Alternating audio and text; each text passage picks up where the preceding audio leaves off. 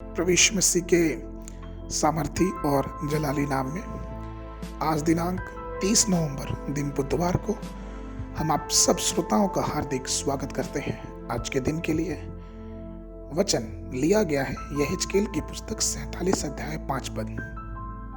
तब फिर उसने 1000 हाथ मापे और ऐसी नदी हो गई जिसके पार मैं ना जा सका, क्योंकि जल बढ़कर तैरने के योग्य था।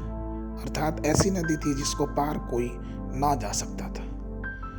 प्रियो, हम इस पूरे महीने में अदन और स्वर्ग से निकलने वाली विभिन्न नदियों पर ध्यान करते रहे और मुझे विश्वास नहीं, आशा भी है कि नदियों के गहरे आत्मिक अर्थ को जानने के बाद आप प्रभु में और अपनी आत्मा में मजबूत हुए होंगे, ऐसा मैं आशा करता हूँ। हमको ध्यान देना है कि प्रभु ने न केवल हमें अपने आपको नदी का निरीक्षण करने के लिए बल्कि नदी में गहराई में जाने के लिए बुलाया है।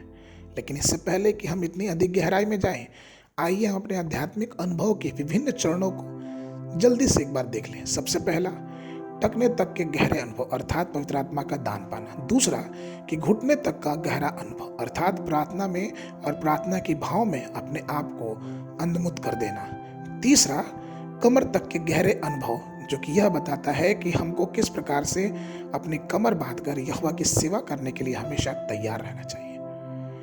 उपयुक्त सभी चरणों की तुलना से और भी अधिक आत्मिक अनुभव यह है कि हमें उस गहरे पानी में तैरना होगा। गहरा पानी या तैराकी की गहराई अर्थात पवित्र आत्मा की परिपूर्णता और पवित्र आत्मा को अपने जीवन में नियंत्रण करने की बात को दर्शाता है। जब परमेश्वर हम पे अनुग्रह करता है तो पवित्र आत्मा हम पे देता है और हम अपने जीवन को इस प्रकार से बना ले कि हमारा जीवन परमेश्वर की आत्मा के अगुवाई में चलने वाला हो सके। इसीलिए चाहिए कि बिना किसी बात के, बिना किसी चीजों के, हमें चाहिए कि हम पवित्र आत्मा के नियंत्रण में अपने आप को हमेशा बनाए रखें।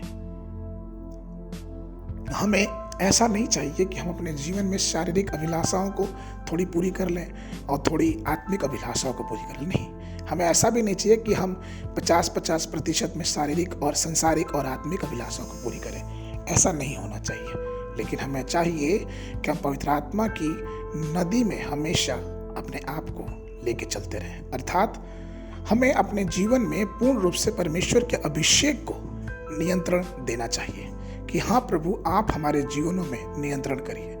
अपने जीवनों की कल्पनाओं को, अपनी इच्छा शक्ति को, शारीरिक इच्छा को त्यागना और परमेश्वर की इच्छा के अनुसार अपने जीवन को परिपूर्णता से आगे बढ़ाना ही हमारा मुख्य उद्देश्य होना चाहिए।